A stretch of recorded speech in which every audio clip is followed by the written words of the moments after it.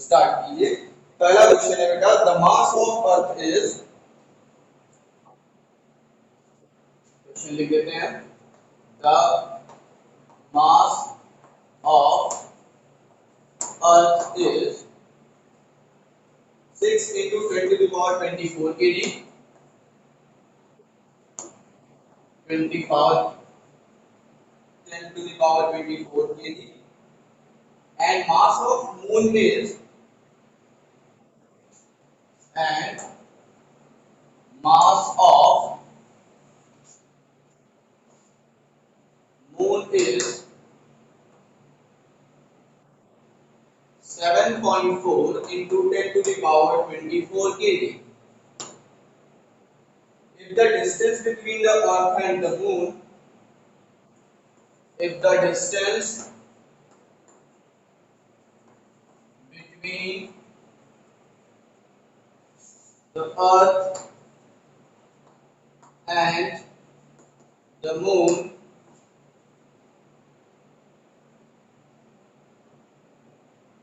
be, इस वाले बेटा दोनों में 10 की पावर है, इसमें पूछ रहे हो।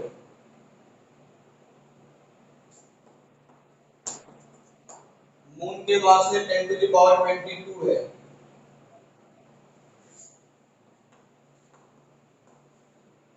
Calculate the force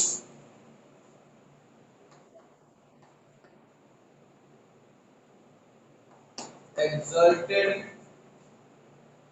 by earth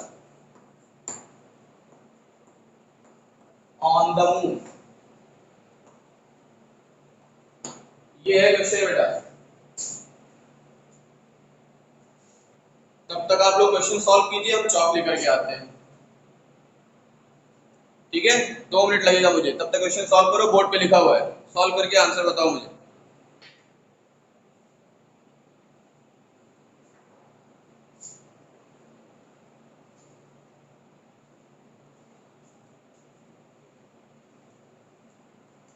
दो मिनट भी नहीं लगा, चौक आ गई।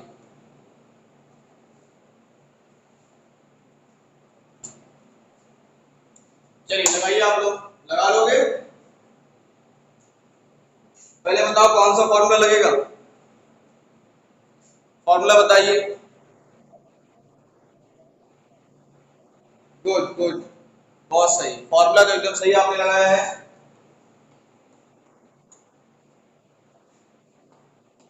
हाँ, m1 m2 divided by r square, ये फॉर्मूला लगने वाला है। तो g की वैल्यू कितनी होती है बेटा, g की वैल्यू अभी रायल हुसैन ने बताया 6.67 into 10 to the power 11। Good, तो ये 6g की वैल्यू हो गई। m1 की वैल्यू क्या है, 6 into 10 to the power 24 kg। Good, m2 की वैल्यू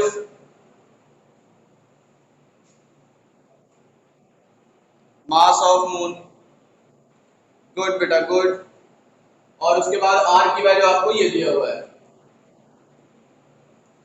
वैल्यू, सारी वैल्यूज पता है आपको, आप कैलकुलेट कर सकते हो, बताने की जरूरत है मुझे, मेरे ख्याल से बताने की जरूरत नहीं है। हाँ, न्यूटन में आएगा, न्यूटन में। देखो कैलकुलेशन में, तुम लोग कैलकुलेशन में गड़बड़ कर देते हो। तो 6.67 into 10 to the power minus 11, 6 into 10 to the power 24, उसके बाद 7.4 into 10 to the power 22 divided by 3.84 into 10 to the power 8 to the whole square। यही होगा कैलकुलेशन।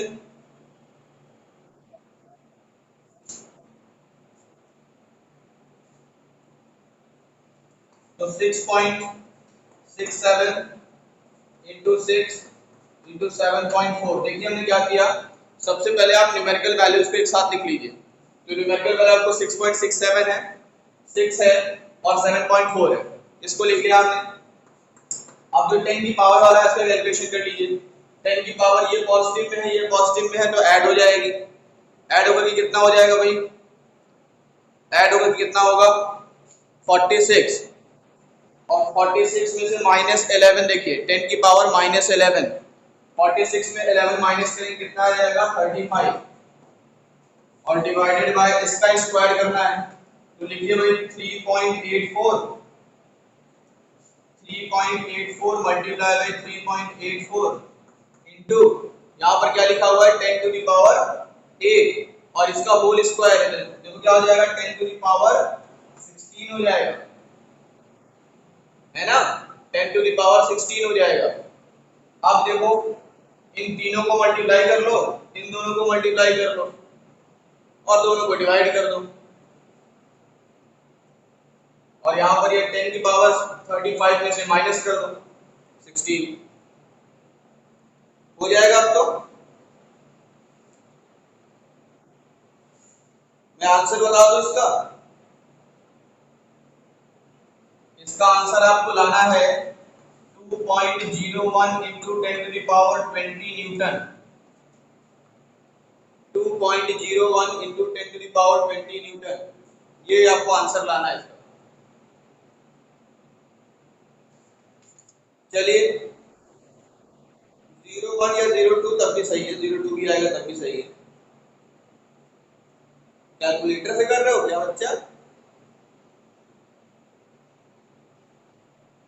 लग तो रहा है हमें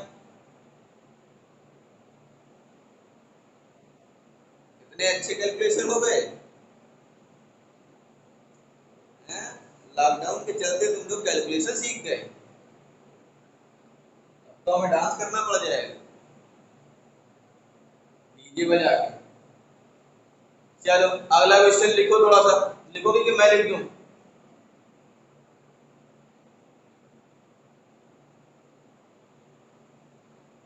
चलिए मैं बता क्वेश्चन बोल रहा हूं मैं लिख भी दूंगा अभी पहले क्वेश्चन बोल रहा हूं उसको देख सुनिए।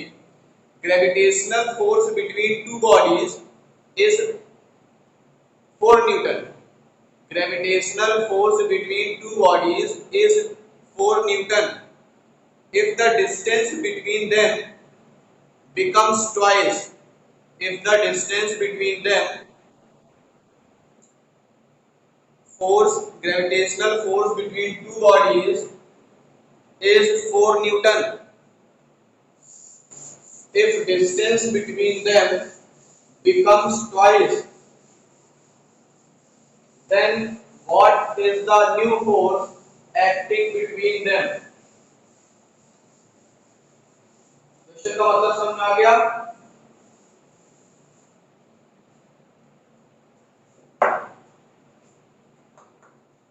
If the gravitational force between two bodies is 4 Newton if the distance between them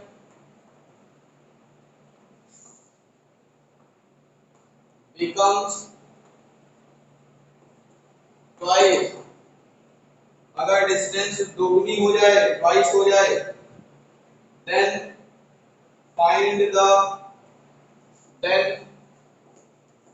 the new force acting between them।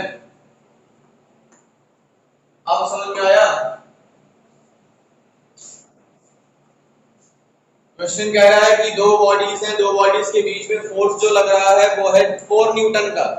अगर उनके बीच की डिस्टेंस डबल कर दी जाए दोगुनी कर दी जाए क्वेश्चन में बहुत सारे तरीके से क्वेश्चन को पूछा जा सकता है। फोर्स कुछ दिया रहेगा आपको 1 न्यूटन एफ दिया जा सकता है सिंपल सा एफ लिख करके दे सकता है।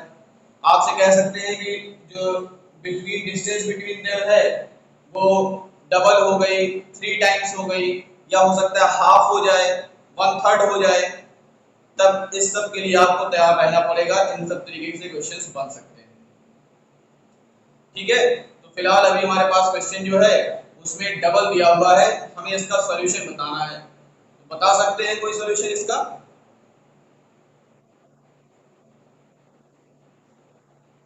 हमें नहीं पता, हमें नहीं पता कि कितने बॉडी पर कितने मास पर लग रहा है, कितने डिस्टेंस पर लग रहा है।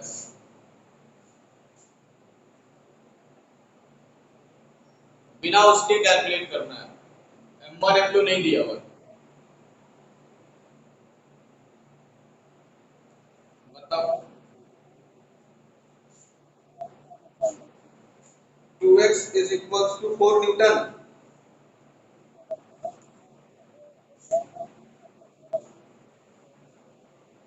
कितने नया फोर्स कितना होगा?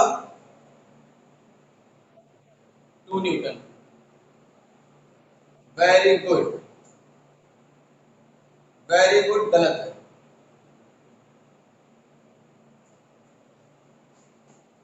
चलो देखो भैया, मेरे कह रहा है कि दो बॉडीज हैं, तो दो बॉडीज का मास मान लो आप M1 और M2 है। Let two bodies of masses M1 and M2, दो बॉडी है, दोनों के मासेस M1 और M2 हैं, and they placed at a distance r, और ये दूसरे से r डिस्टेंस पर रखे हैं, तो फोर्स कितना लग रहा है? 4 न्यूटन का। F1 मान लो इसको।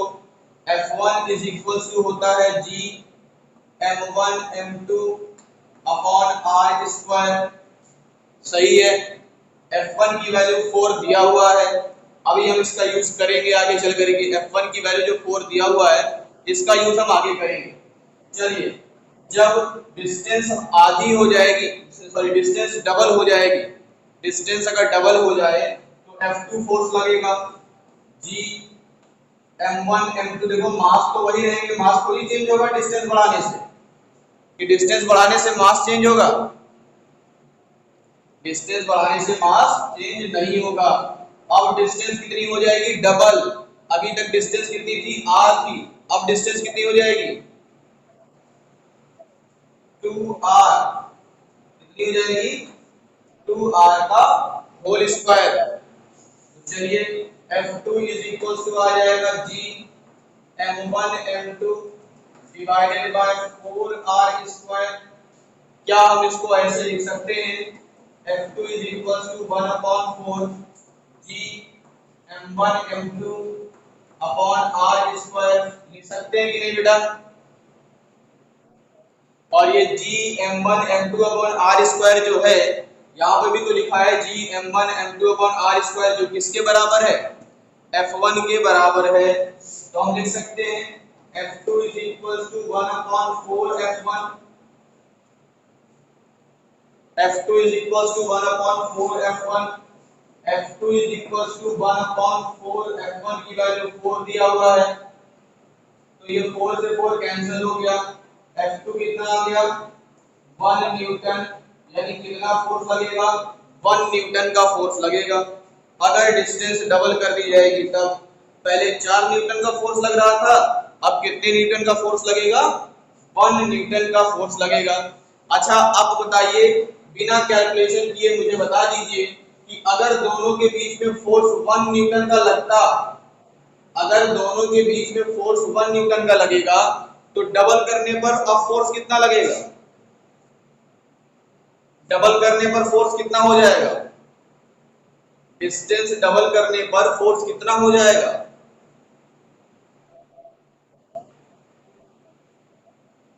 बेटा 0.25 न्यूटन।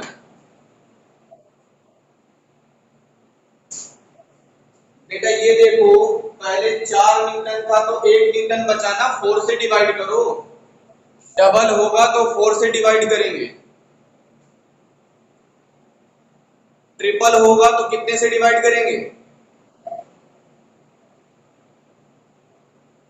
अगर डिस्टेंस को ट्रिपल कर दिया जाए, 3 गुना कर दिया जाए, तो बताइए कितना फोर्स हो जाएगा? मान लीजिए अगर हमारा फोर्स है 18 न्यूटन, अगर फोर्स 18 न्यूटन है F1, और डिस्टेंस हम क्या कर रहे हैं? 3 टाइम बढ़ा रहे हैं, 3 टाइम्स कर रहे हैं, 3 गुना बढ़ा रहे हैं, तो फोर्स कितना कम हो जाएगा, फोर्स कितना हो जाएगा?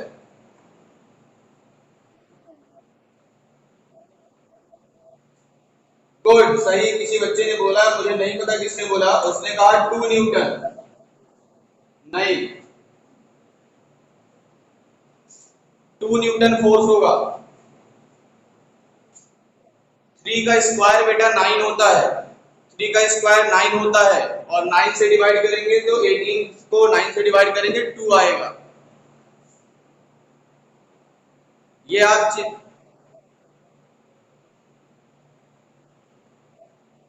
किस महाशय ने पूछा? यूट्यूब पर वीडियो नहीं डालते? नाम क्या बेटा?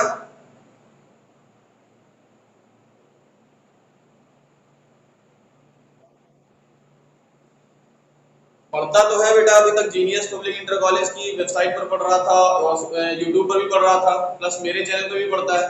मैंने अपने चैनल का नाम बताया हुआ था आप लोगों को। हाँ, तो वहां पर जाकर के देख लिया करो। अगर स्कूल की वेबसाइट पर नहीं मिलती है तो मेरी वेबसाइट पर तो सारे केवल 9, 10, 11, 12 के फिजिक्स के वीडियो मिलेंगे आपको, और दूसरे सब्जेक्ट के नहीं मिलेंगे। जीनियस वाली वेबसाइट, जीनियस वाले यूट्यूब पर जाओगे तो वहां पर बहुत सारे सब्जेक्ट मिलेंगे। यहाँ पर जो मेरे पे जाओगे तो सिर्फ फिजिक्स के लेक्चर्स मिलेंगे। तो अगर सिर्फ फिजिक्स का लेक्चर देखना है तो आप बिल्कुल जा सकते हो मेरे चैनल पर। अदरवाइज आपको दूसरे सब्जेक्ट को देखना है तो आप जीपीआईसी के पर जा सकते हैं। फिलहाल अभी 4-5 दिन से वीडियोस अपलोड नहीं हो रहे हैं, मेरे चैनल पर हो रहे हैं, जीपीआईसी पर अपलोड नहीं हो रहे हैं, यानी जीनियस पब्लिक के जो वेबसाइट, जो यूट्यूब चैनल है उस पर अपलोड नहीं हो रहे हैं किसी कारणवश, कुछ कारण है उसके। ठीक है, तो प्रचार प्रसार हो गया मेरे चैनल का, अब मैं आगे बढ़ाता हूँ। समझ में आया? अच्छा, अभी तक तो हम डिस्टेंस को डबल करने की बात कर रहे थे। अगर ये डिस्टेंस हाफ हो जाए तो फोर्स कितना होगा? अगर यहां पर हमने डिस्टेंस जैसे ट्वाइस रखी है, ट्वाइस की जगह पर हम हाफ लिख दें, डिस्टेंस को हम हाफ कर दें। इसी क्वेश्चन में पहले फोर्स 4 न्यूटन लग रहा था, अगर डिस्टेंस को हाफ कर देते हैं तो अब फोर्स कितना लगेगा?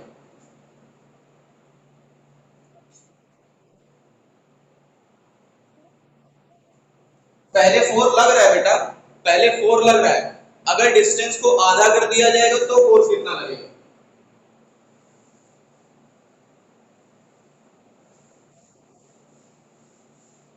2 न्यूटन, और कोई? 1 न्यूटन, और कुछ? 0.5 न्यूटन, और? सही है। और भी कोई और आंसर मिलने वाला है?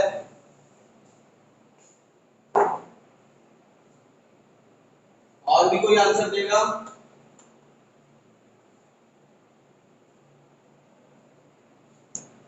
बेटा फोर्स हो जाएगा 4 न्यूटन।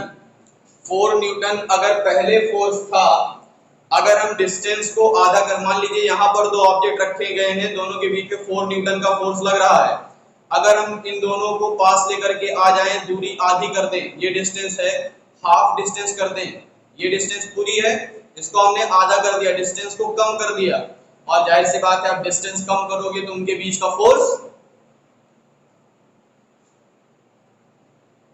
क्या करेगा? इंक्रीज या डिक्रीज? इंक्रीज करेगा। जितने भी आंसर आप लोगों ने बताए, कोई भी आंसर में ऐसा आंसर नहीं मिला जिसमें फोर्स को इंक्रीज किया गया हो, सभी ने आंसर दिया फोर्स को डिक्रीज करने के लिए। सभी ने आंसर दिया है फोर्स को डिक्रीज करने के लिए, किसी ने आंसर में ये नहीं कहा कि सर फोर्स डिक्रीज नहीं होगा, इंक्रीज होगा। किसी ने 4 से बड़ा कोई ऑप्शन ही नहीं दिया मेरे लिए, सब 4 से कम कर दे रहे हैं। क्यों बेटा, कोई दुश्मनी है क्या मुझसे? हैं? तो फिर तो इंक्रीज करेगा, फोर्स हाफ डिस्टेंस हो रही है, डिस्टेंस आप आधी कर रहे हो तो फोर्स इंक्रीज करेगी, डिस्टेंस बढ़ाओगे तो फोर्स डिक्रीज करेगी। जैसे प्रीवियस क्वेश्चन में हो रहा था, डिस्टेंस को हमने डबल किया था तो फोर्स 4 न्यूटन से 1 न्यूटन पर आ गया, 4 टाइम्स कम हो गया, तो उसी तरीके से अगर हाफ कर देंगे डिस्टेंस को तो फोर्स 4 टाइम्स बढ़ जाएगा ना, 4 गुना बढ़ जाएगा। गुड, हाँ, इनवर्सली प्रोपोर्शनल होता है 1/r²। 1/r² होता है फोर्स। अगर ये डबल होगा तो फोर्स 1/4 हो जाएगा, और अगर ये आधा हो जाएगा तो फोर्स कितना हो जाएगा? फोर्स तो 4 गुना हो जाएगा ना, 4 टाइम्स हो जाएगा। तो बेटा अगर अभी 4 न्यूटन है तो हाफ करने पर कितने न्यूटन फोर्स होंगे? कितना न्यूटन फोर्स होगा? अगर अभी 4 न्यूटन फोर्स है, हाफ करेंगे डिस्टेंस तो फोर्स कितना हो जाएगा? 4 4 या 16 न्यूटन बेटा, 4 टाइम्स इंक्रीज कर जाएगा, 4 टाइम्स इंक्रीज कर जाएगा। तो 4 4 या 16 ना, पहले 4 था, अब 4 टाइम्स और बढ़ा दो तो 16 हो जाएगा। सिंपल सा फंडा था। इतना नहीं बता पा रहे हो तो फिर गलत कर दोगे तुम लोग यार, तो पढ़ा देना सब बेकार कर दोगे हमारा। दिक्कत में आ जाऊंगा मैं, कहाँ जाऊंगा मैं, अपनी शक्ल किसको दिखाऊंगा फिर? ऐसा भगा देंगे मुझे, कहेंगे तुम पढ़ा नहीं पाते हो, तो फिर बेइज्जती करवा दोगे तुम।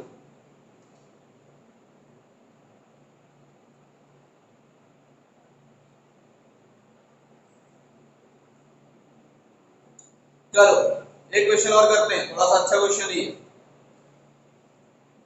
Two bodies of masses 100 kg and 10,000 kg are at a distance 1 meter apart. Two bodies of masses 100 kg and 10,000 kg. तो क्वेश्चन क्या है बेटा? दो बॉडीज हैं जिनका मास दिया हुआ है, दो बॉडीज, कौन कौन सी बॉडीज हमें नहीं पता कौन कौन सी है, उससे क्या ले देना है, तो क्या लिखा है क्वेश्चन में? Two bodies of masses 100 kg and 10,000 kg are at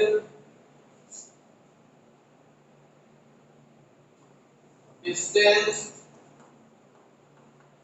1 meter apart। दोनों एक दूसरे से 1 मीटर की डिस्टेंस पर रखे गए हैं।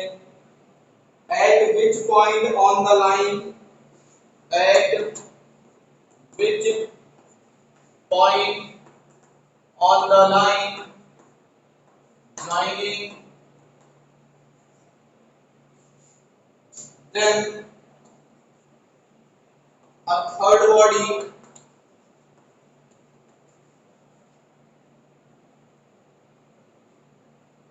experiences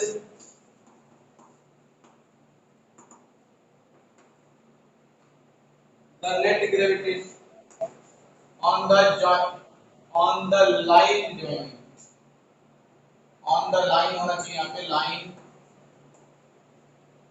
joining यहाँ लिख दो, आ जाएगा। joining की स्पेलिंग गलत आती है, तुमको स्पेलिंग नहीं आती क्या यार? joining them a third body यार, experiences the net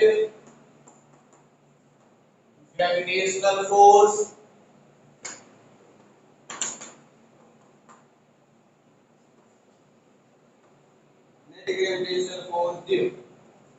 zero।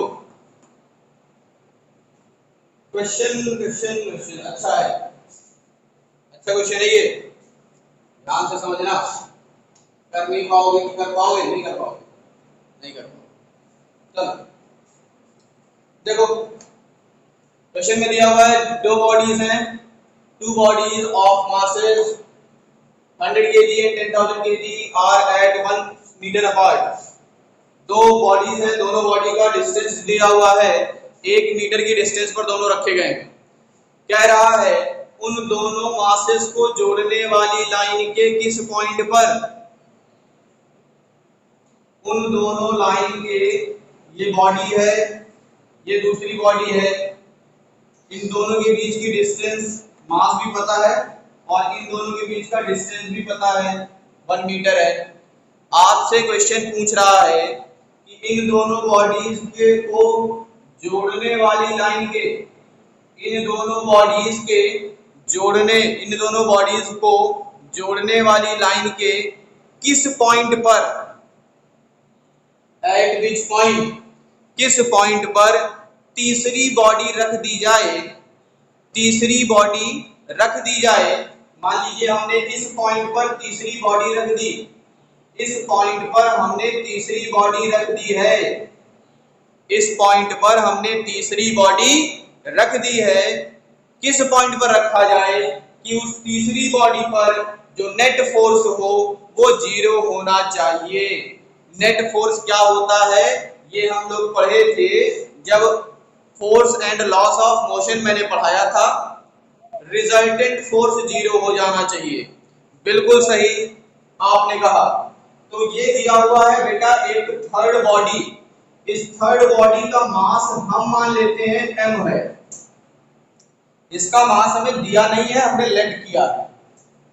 उसके बाद दोनों बॉडी का मास दिया हुआ है, इसका 100 kg दिया हुआ है, इसका 10,000 kg दिया हुआ है। इतनी बात तो समझ में आ गई होगी। क्वेश्चन में जो दिया हुआ था मैंने वही लिखा हुआ है अभी तक। बोलो, इसमें किसी को दिक्कत तो नहीं होगी?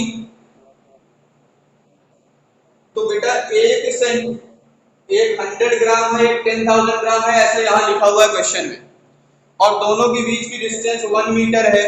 तीसरी बॉडी जो m मास का है इसको किस पॉइंट पर रखा जाए, तो हमने मान लिया कि इस पॉइंट पर रखा जाए। अब इस पॉइंट की जो डिस्टेंस है वो 100 मीटर वाले से x है, मान लेते हैं 100 मीटर वाले से जो डिस्टेंस है वो x है, और ये जो डिस्टेंस है वो कितनी बचेगी, 1 माइनस x बचेगी कि नहीं बचेगी बताओ भाई। ये डिस्टेंस अगर x हो जाएगी तो ये डिस्टेंस कितनी हो जाएगी, 1 माइनस x, क्योंकि पूरी डिस्टेंस तो 1 मीटर है। अब देखो ये बॉडी, सॉरी ये वाली बॉडी इस बॉडी पर फोर्स लगाएगी, ये वाली बॉडी इस बॉडी पर एक फोर्स लगाएगी। किस डायरेक्शन में लगाएगी बेटा, अपनी तरफ पुल करेगी, ग्रेविटेशनल पुल। तो ये वाली बॉडी इस पर फोर्स लगाई किस डायरेक्शन में, F1 फोर्स हमने मान लिया, और ये वाली बॉडी भी इस पर एक फोर्स लगाएगी अपनी ओर खींचने के लिए, जिसको हम लिख देते हैं क्या, F2 फोर्स।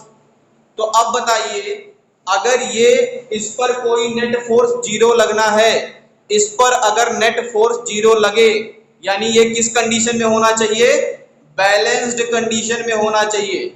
और बैलेंस्ड कंडीशन में होने के लिए F1 को किसके बराबर होना चाहिए, F2 के बराबर होना चाहिए।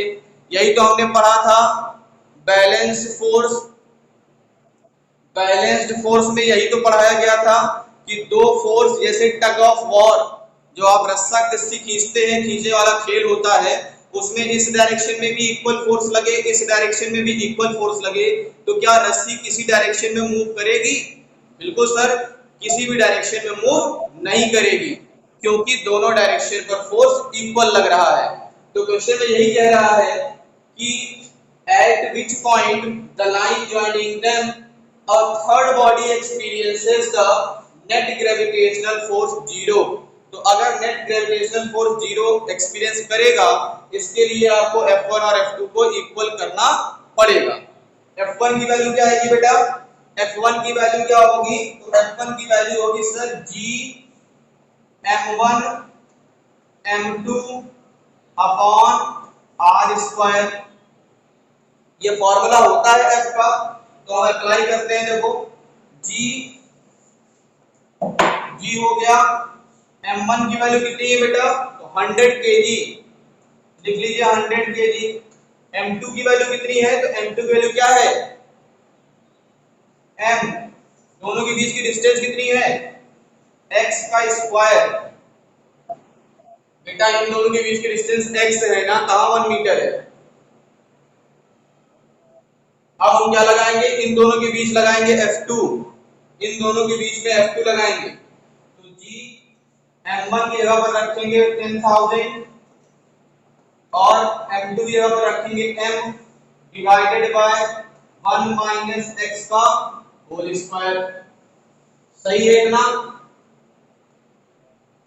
तो G से G कट गया, M से M कट गया, 100 का एक दो जीरो और यहां से एक और दो जीरो कट गया। क्या बचा, यहां बचा 1 अपॉन एक्स स्क्वायर और यहां बचा 100 अपॉन 1 माइनस एक्स का होल स्क्वायर, यही तो बचेगा। चलिए क्रॉस मल्टीप्लिकेशन कर लेते हैं। तो 1 माइनस एक्स का होल स्क्वायर इक्वल्स टू हो जाएगा 100 एक्स स्क्वायर। दिक्कत नहीं होनी चाहिए। 1 माइनस एक्स का whole square is equals to 10x का होल स्क्वायर। क्या लिख सकते हैं, क्योंकि 100 जो होता है वो 10 का स्क्वायर होता है, इसलिए हमने इसको लिख दिया 10x का होल स्क्वायर। अब दोनों साइड से स्क्वायर हटा दो, क्योंकि दोनों साइड स्क्वायर लगे हुए हैं। अब दोनों साइड से स्क्वायर हटाएंगे तो 1 minus x is equals to 10x आ जाएगा। तो 1 is equals to 10x plus x आ जाएगा। 1 इज इक्वल्स टू 11x आ जाएगा और x is equals to 1 upon 11 आ जाएगा। अब 1 अपॉन 11 करेंगे तो आंसर कितना आएगा, पॉइंट में आएगा। कितना आएगा सर, तो आएगा 0.09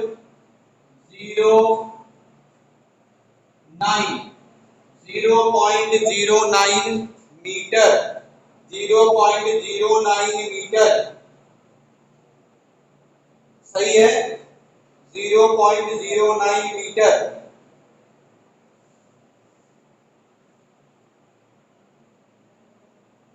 समझ में आया।